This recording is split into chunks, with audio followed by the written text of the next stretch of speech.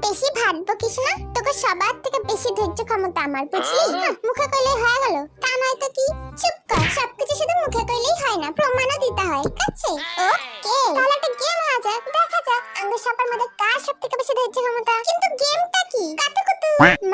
মানেটা হলো একজন মেম্বার মুখে জল রাখবো আর বাকি মেম্বাররা ওরা কাতুকুতু দিব, এটাই গেম। কিন্তু সবার ফার্স্টে কে খেলবো? কে আবার? আমি। আরে নবাব সাহেবা, মুখে জলটা ঢোকা, আক্রমণ।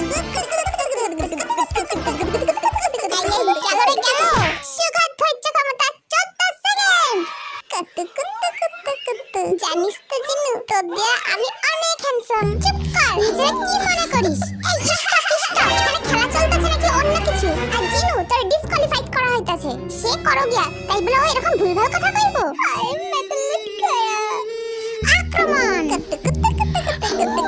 ওলে বাবালে, আমার ঠোঙা থাকো।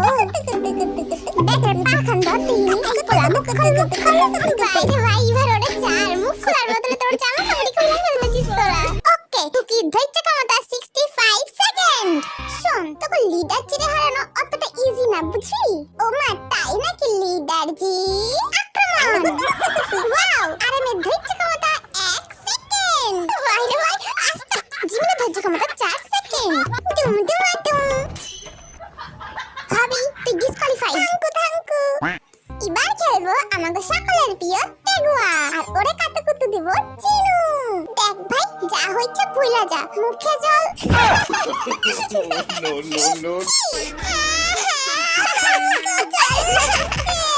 এইটারে কয় রিভেঞ্জ, ইউ নো?